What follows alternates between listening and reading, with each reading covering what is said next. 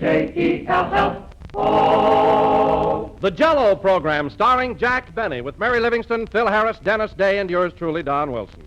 The orchestra opens the program with It's a Whole New Thing.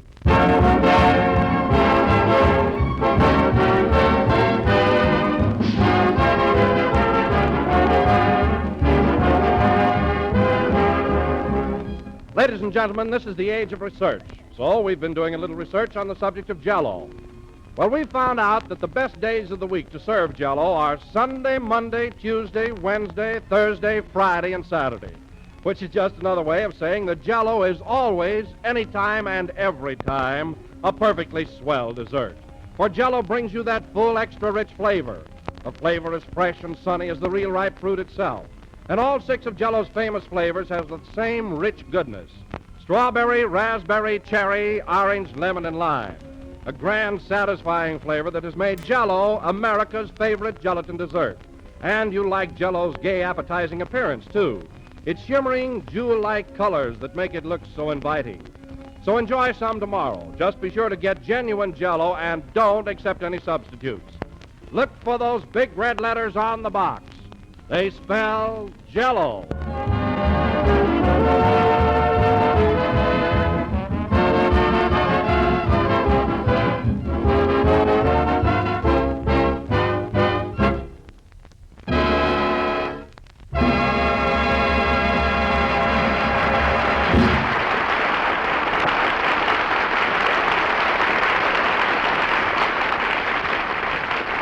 That was It's a Whole New Thing, played by Phil Harris and his orchestra. And now, ladies and gentlemen, once again we bring you our master of ceremonies.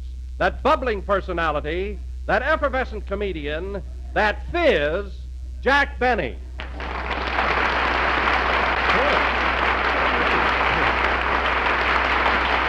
Thank you. Now, hello again. This is Jack Benny, the carbonated kid, talking. And, Don, I like that introduction. It fits me to a T. I am bubbling and effervescent. The fizz you can have back. Well, Jack, let me explain. When I called you a fizz, it was really a compliment. I meant you were physical. Mm-hmm. You know, fizz for short. I understand, Don, perfectly. In other words, if you called me a mug, you'd really mean I was magnificent. Is that it? Exactly. Well, Don, if you think I fell for that, you're a fathead, and that's short for your whole body.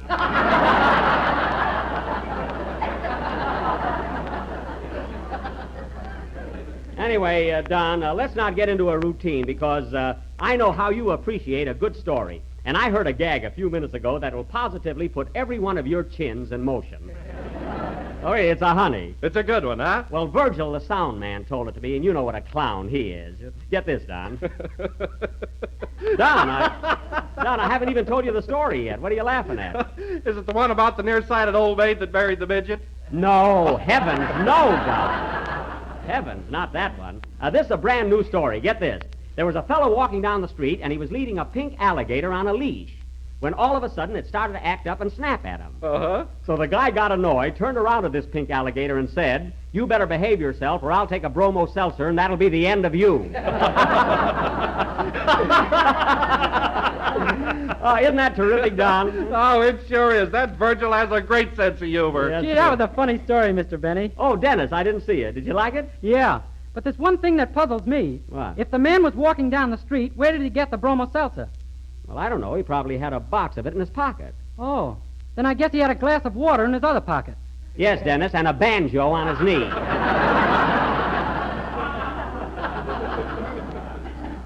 Now, don't worry about it. Say, you're here kind of early tonight, Dennis. Where's your mother? She's across the street in the bowling alley. In the bowling alley? Well, with her legs, she better watch out.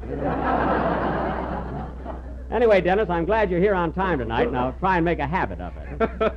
You know, Jack, I can't get over that story you told me. It's silly, but I get a great kick out of it. Isn't it ridiculous? Oh, hello, Mary. Hello, Jack. What's so funny? Mary, I must tell you. Did you hear the story about the fellow that was walking down the street leading a pink alligator on a leash? Is that the one where the man said, "I'll take a bromo seltzer and that'll be the end of you"? Yes. No, tell it to me. Well, this guy was... Wait, you just told me the answer. I thought you said you never heard it. Oh, stop, Jack. That's one of the oldest jokes in the world. Mary, jokes happen to be my business. And if that was the oldest joke in the world, I'd be the first one to know it. Should I let him have it, folks? Never mind. Do me a favor, will you, Mary? Go out and come back in again. Well, gee, Jack, as long as you're telling jokes, why don't you tell a good one? I heard a gag last night that was terrific. Oh, you did, eh? Yeah. A man walked into the house and said to his wife, "It's raining cats and dogs outside." Uh-huh. And she said, "How do you know?" Mm-hmm. And he said, I just stepped in a poodle."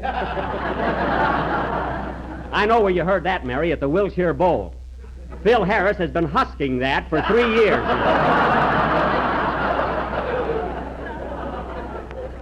That's his theme joke. You know, Don, Phil's idea of humor is really pitiful. Oh, I don't know about that, Jack. I was at the bowl one night, and the people screamed at him. Sure, they scream at him. Every time he finishes a gag, he has a waiter throw a custard pie in his face. That's why. I didn't see anybody do that. Oh, well, you must have been their bucket of water night. That's his idea of changing material. Well, I'll say one thing about Phil. He sure attracts the young collegiate crowd. All the college boys go there. They have to go there, Mary. That's part of their initiation.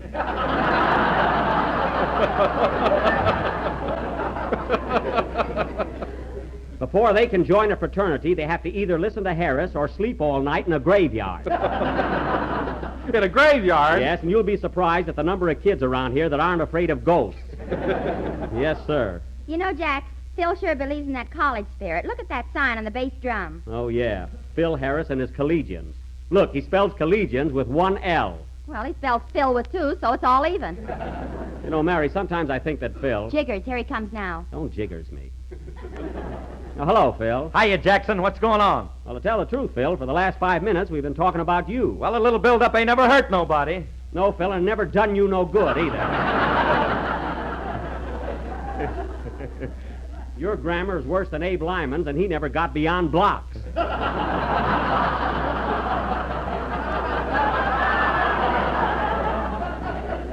Well, who cares about grammar? I got other things to worry about. Oh, I can imagine. Say, Phil, I noticed that new sign you got on the bass drum. What happened to that corny painting you used to have there? Corny? Yeah, you know, the one with the yellow moon and the green river and the purple trees. Remember that one, Mary? Yeah, he used to call it Gypsy Doodle by Rembrandt. That's the one. Whatever happened to that painting, Phil? I sold it to the Metropolitan Museum in New York. You mean the Museum of Fine Arts? I don't know what they got there, but that's the joint that bought it. Phil, are you crazy? Crazy nothing. Someday that picture will be hanging in Paris, right next to the Mona Lulu.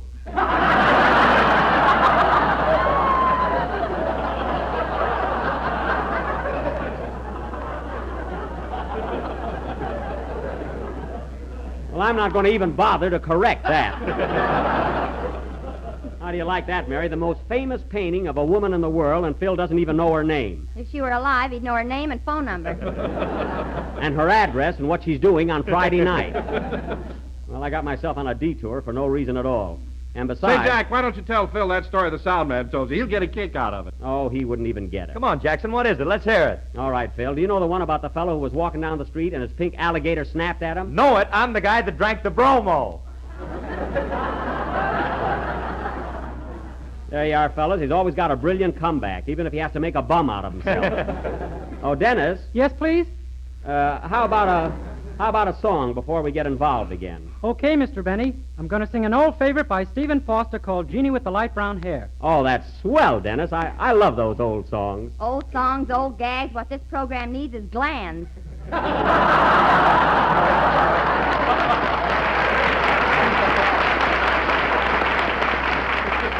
Mary, you just attend to your own little knitting. I'll handle the show. Sing, Dennis. I'm the guy that drank the bromo.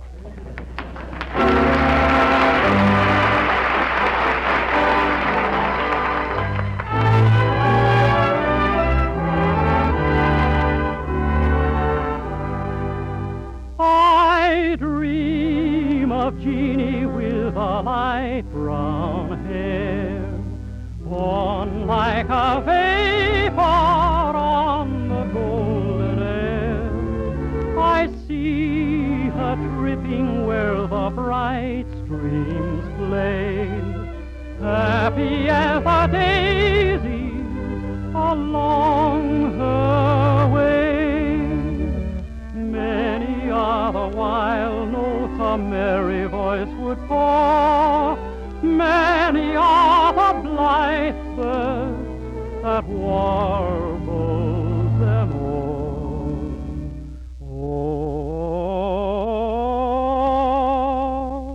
Oh,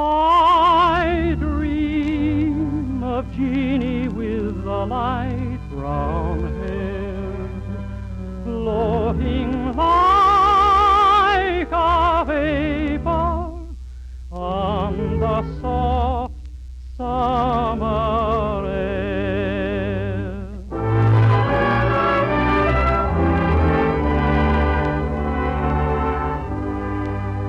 I long for Jeannie with a day-dawn smile, radiant with gladness, warm with winning guile.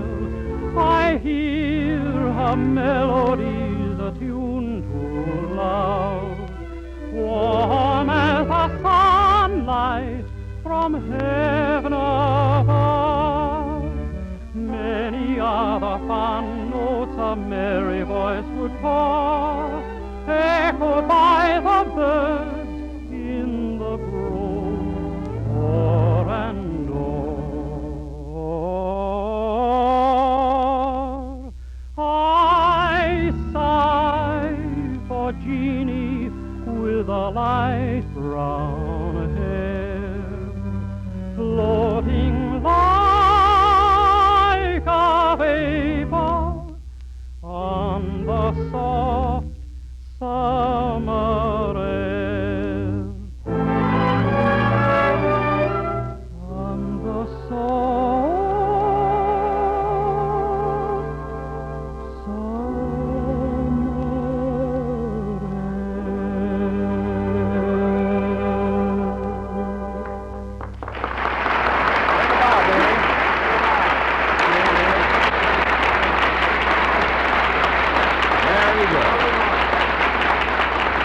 That was I Dream of Jeannie with the light brown hair, sung by Dennis Day. And Dennis, those old songs always do something to me. I love them. Me too. Jeannie with the light brown hair. What a grand title. You know, Dennis, I used to have light brown hair in my hair. Why, Jack, from the pictures I've seen of you, I thought you had black hair. No, Don, it was brown, sort of a russet brown. No, just like the leaves in autumn. Well, rake them up and let's get on with the show.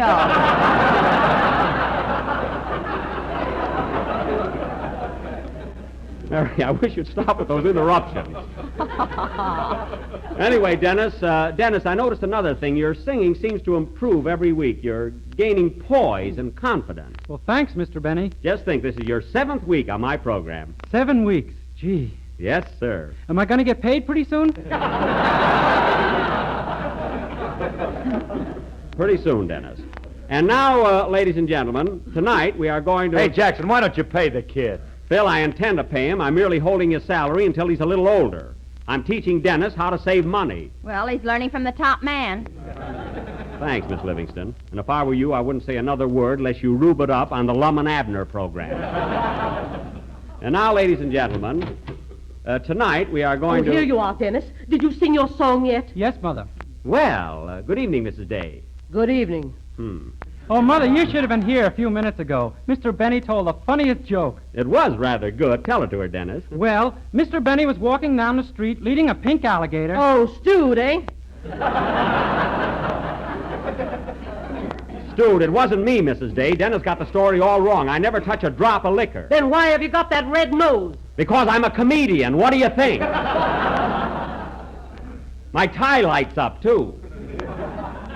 This story, Mrs. Day, is about a man who takes a bromo seltzer and gets rid of a pink alligator. What's funny about that? Nothing. It's very sad. I'm crying like anything. Oh, what a dame. What's that? I said, oh, what a game. I saw UCLA play Santa Clara yesterday. It was thrilling.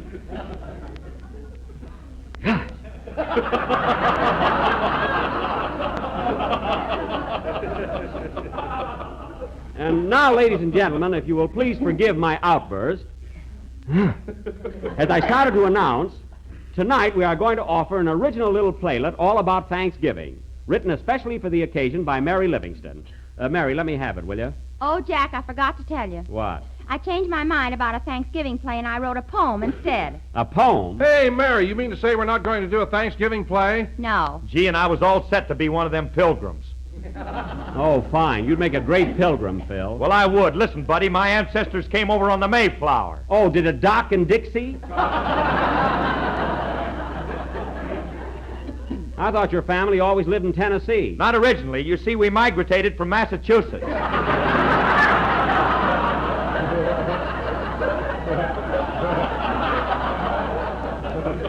Migrated? You don't by any chance mean you migrated? All right, we moved. Forget it.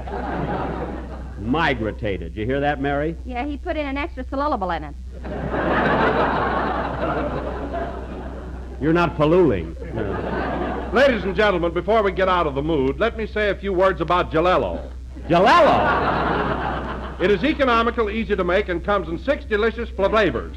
So look for the big red letters on the barracks. Thanks, Don. You surveyed the day.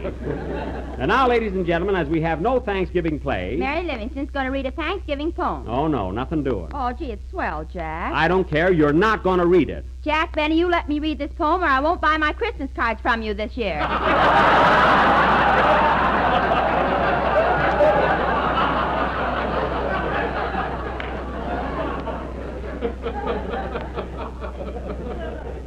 All right, a lot I make on the ones you get. You don't even have your name printed on them. Now go ahead with your poem. Okay. What's the title of it? The title is Thanksgiving. You're a little mixed up, aren't you, kid?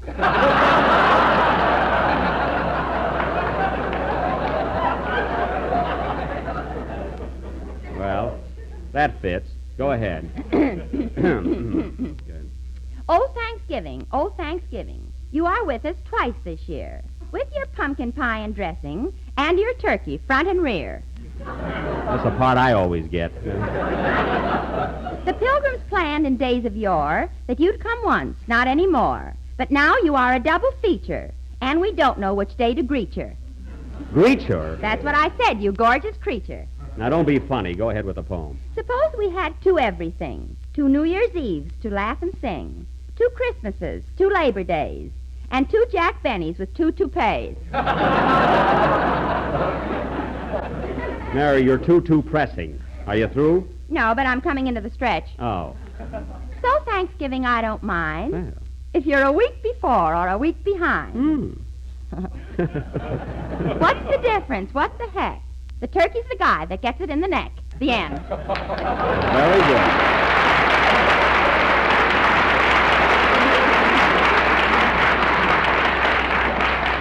Mary, that was silly, but you came through with flying colors. And now, Phil, how about a number to kind of break things up here? Okay, Jackson, what do you want us to play? Anything special? Well? You name it and we'll play it. All right, how about that number you rehearsed all morning? You know, the only one you can possibly play. Oh, okay. Hit it, boys. He asked for request yet. Hold it a minute, Phil. Come in. Mr. Benny, Yes? are you a little mixed up on account of the 2 Thanksgivings this year? Yes, I am. Why? I was in a fog when we only had one. Goodbye. He's not kidding, folks. He's got his shoes on backwards. Play, Phil.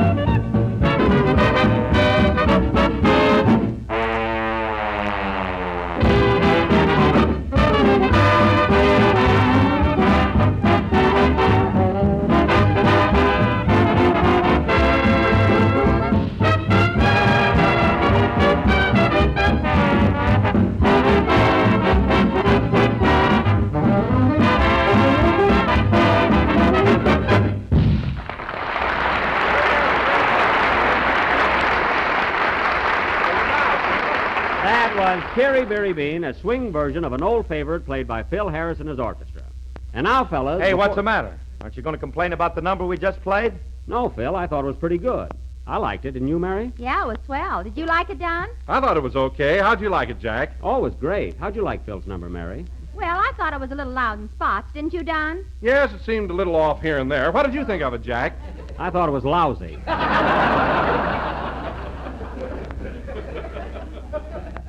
And now, fellas... Hey, what is this, a rib? Yes, Phil, we were just kidding. I thought your number sounded exceptionally good. Didn't you, Mary? Steal me out. I'm tired. Now, fellas, as I started to say a little while ago, and before I forget it, Thursday being Thanksgiving, I want all of you to come over to my house for a real old-fashioned turkey dinner. How about it? Oh, that's Wow. great, Jack. We'll be there And with bells on. Dennis, this invitation goes for you also. His mother, too? Yes, Mrs. Day, my party wouldn't be complete without you. You don't sound very sincere about it. Well, what do you want me to do, send you a mash note? Glad to have you. The more, the merrier. Good heavens. Say, Jack, What? is this party going to be like the one you gave last Thanksgiving? What do you mean? I mean, is the turkey going to be leg of lamb? Don't worry about that, Mary. This is going to be a real dinner. I've got the biggest, fattest, juiciest turkey you ever saw. Where'd you run over it? I didn't run over it. It's a live turkey. I got it in my garage right now. It's roosting on my Maxwell. That's all that car needs. Now, you wait till you see that bird. I bet it weighs 65 pounds. 65 pounds? Why, Jack, you must be mistaken about that. Oh, no, I'm not, Don. I had it on the scales. It's an enormous thing. 65 pounds. Are you kidding? I'm not kidding. Wait till next Thursday and you'll see for yourself. It's going to be a swell party. How many people are you expecting, Jack? Well, there'll be our gang, and then I invited Clark Gable and Carol Lombard, Bob Taylor and Barbara Stanwyck, Tyrone Power and Annabella. Oh, Jack, you always ask them to every party you give, and they never show up. Well, Why don't you stop inviting them? I can't stop now. They'll think I'm mad at them. You know how it is. How can they be mad at you when they don't even know them? I don't even know them. Listen, Phil, I know every one of those stars personally. Sure, Jack sells them their Christmas cards. Mary, will you stop harping on that? The only reason you ever got cards from me is because I happen to have some left over. Every year. Oh, quiet. Now, don't forget, fellas, Thursday night at my house. Oh, we'll Okay, be there, okay, Jack. You Jack, know that. okay. Boy, we're going to have a big turkey and cranberry sauce and mashed potatoes. And, Don, guess what kind of Jell-O we're going to have for dessert? Strawberry, No. raspberry, No. cherry, No. orange, No. lemon. No. Give up? Yes. Lie.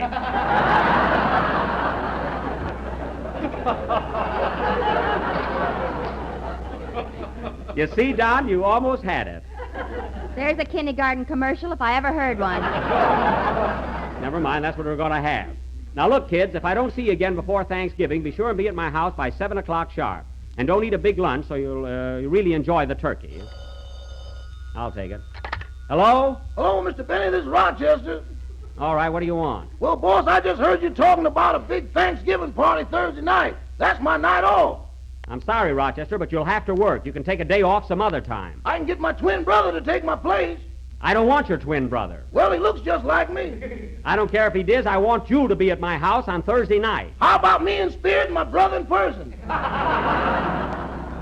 Rochester, don't try any tricks. I can tell the difference between you and your twin brother. That's more than this gal can.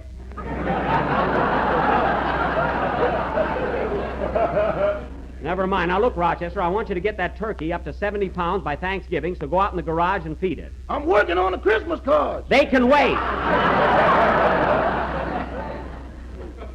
Now, go out in the garage and feed the turkey. Okay. Oh, say, boss, I meant to ask you something about that bird. Are you sure it's a turkey? What do you mean, am I sure it's a turkey? Well, I went out in the garage a few minutes ago, and she laid an egg as big as a cantaloupe. As big as a cantaloupe? What are you talking about? Not only that, but every time I go in there, she sticks her head in a bucket of sand. What? Boss, you bought an ostrich. I bought an ostrich? That's right. She just ate the headlights off your car. The headlights? How do you know? She had 2 Adam's apples, and they were going down fast. It's all your fault, Rochester. You were with me when I went shopping for a turkey. Why did you let me buy an ostrich? I told you it was a pretty big bird for the money, but you know you.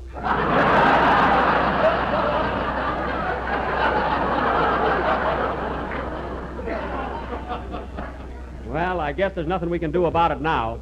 Isn't that awful? I got a polar bear in the guest room and an ostrich in the garage. And mice in the pantry. Let's move out. Now, don't get panicky, Rochester. I'll be home in a few minutes. Meanwhile, call up the market and order a turkey. Okay. Goodbye. Goodbye. Oh, say, boss. What? Have you changed your mind about using my twin brother Thursday night? No, I haven't. Well, I'll figure out something. Goodbye. Wait a minute. Rochester! Rochester! Well, I'll be darned. What's the matter, Jack? Plenty. That big turkey I bought turned out to be an ostrich. Oh, boy, you going to be lonesome on Thanksgiving. I am not. Now, Mary, don't worry. We're going to have a swell dinner. Play, Phil. I wonder if you can eat an ostrich. I don't know.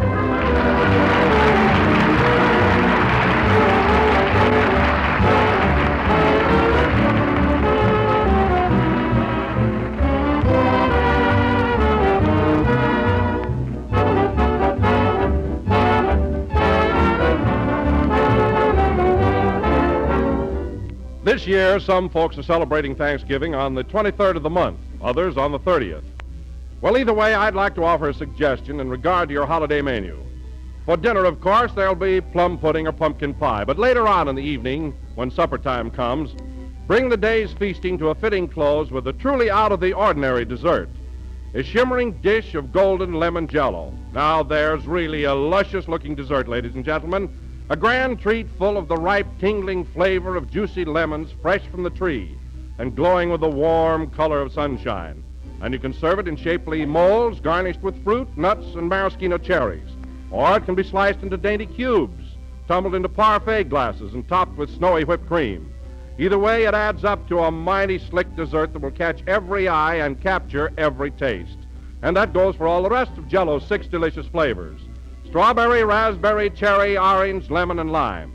Jell-O, remember, is a light dessert, just the thing to appeal after a heavy midday meal.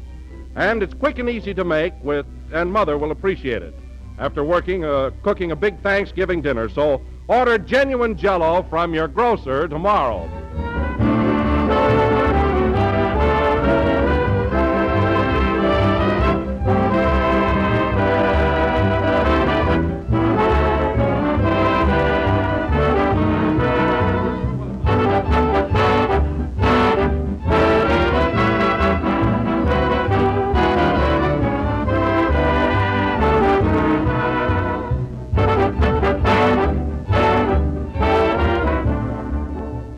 Last number of the 7th program in the current Jell-O series, and we will be with you again next Sunday night at the same time. Now, don't forget, Mary, next Thursday night at my house for a real Thanksgiving dinner. Count me out, Jack. Now, wait a minute. I'm not going to serve that ostrich. I'm going to have a turkey. Oh, you are, eh? Yes. Well, if I find a headlight in the dressing, watch out. Oh, don't worry. Good night, folks, and a happy Thanksgiving.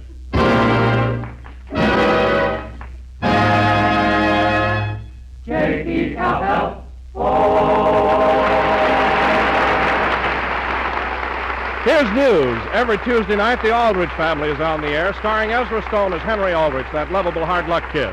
Consult your local newspaper or radio guide for time and stations, and be sure to tune in on the Aldrich Family next Tuesday night. Bluebirds in the Moonlight is from Gulliver's Travels. This is the National Broadcasting Company.